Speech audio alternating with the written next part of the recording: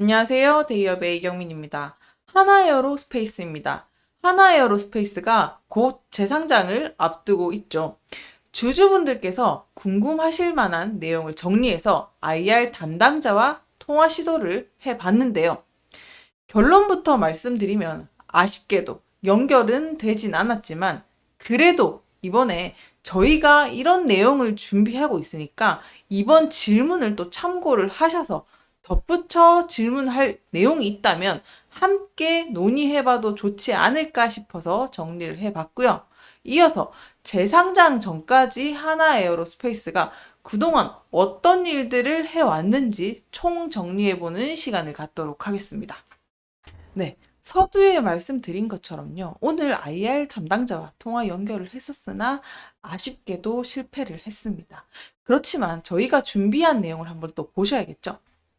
준비한 질문은 이렇습니다. 이번에 인적 분할 구체적인 목적과 기대 효과를 첫 번째로 하고요. 그 다음에 당연히 이 인적 분할이 주주한테 주는 가치들을 정리를 해봤습니다.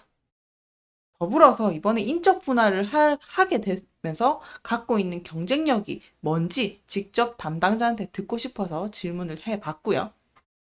결국에 이 주주들한테 구체적인 이익이나 계획들을 어떻게 가져올 수 있을지 또 질문을 해봤습니다. 이어서 재상장 이후에 주가가 계속 우상향해주기 위해서는 그만큼 신규 투자자도 중요하겠죠. 신규 투자나 방향성 이런 것들에 대한 논의도 궁금해서 질문 리스트를 준비를 해봤고요.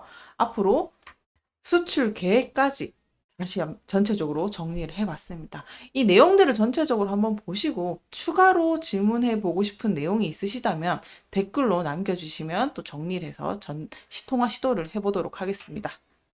자, 빠르게 하나에어로스페이스를 정리를 해보고 가겠습니다. 하나에어로스페이스가 최근에 인적 분할 이후에 실적과 주가 상승에 대한 기대감을 모으고 있죠. 이번에 인적 분할을 통해서 하나에어로스페이스가 방산과 항공 우주 산업에 또 더욱더 집중할 수 있는 계기가 마련됐다고도 볼 수 있겠는데요.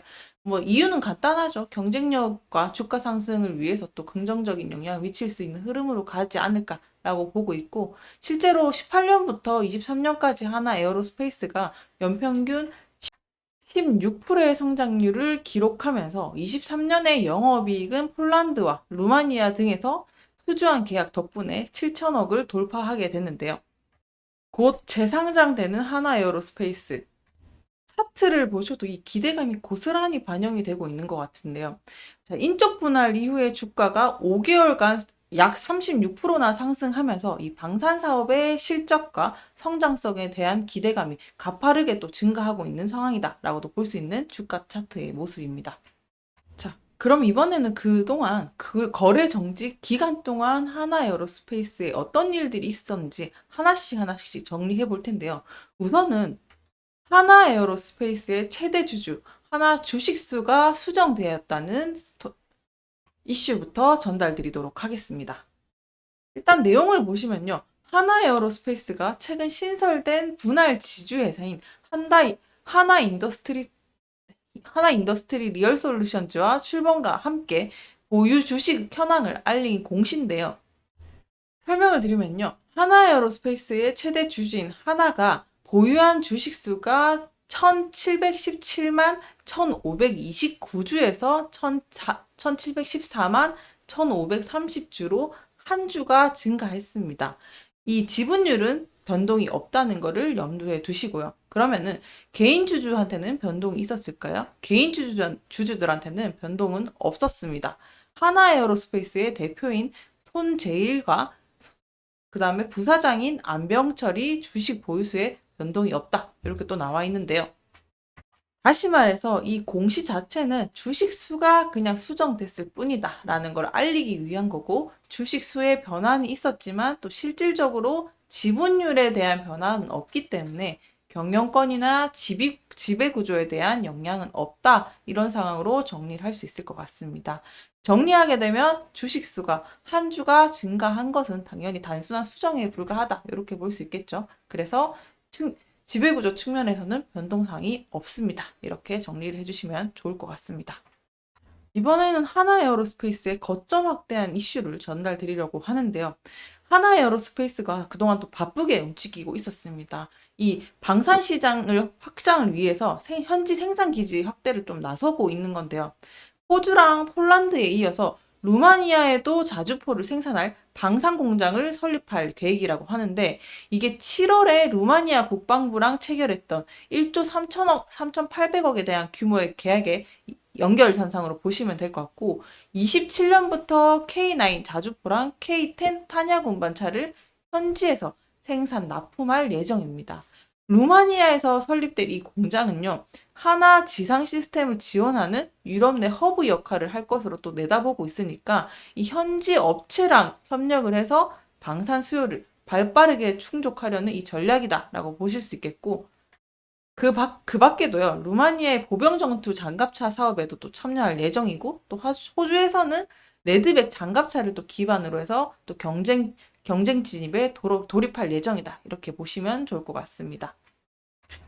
하나에어로스페이스가 각국에, 그리고 속도전에서도 발빠르게 움직이고 있다고 보여지는 게, 이 호주에서도 이미 자주포랑 장갑차를 생산하는 공장을 또 완공을 했고, 폴란드에서는 이 천무 다연장 로켓 이런 것들을 현지 생산을 위해서 양해각서까지 체결을 하면서 현지화를 발빠르게 진행하고 있는 모습을 확인하실 수 있겠습니다.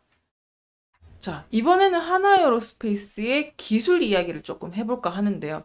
하나에어로스페이스가 SKN 무브랑 협력을 해서 세계 최초로 불에 타지 않는 에너지 저장 장치 ESS를 개발하는 데 성공을 했습니다.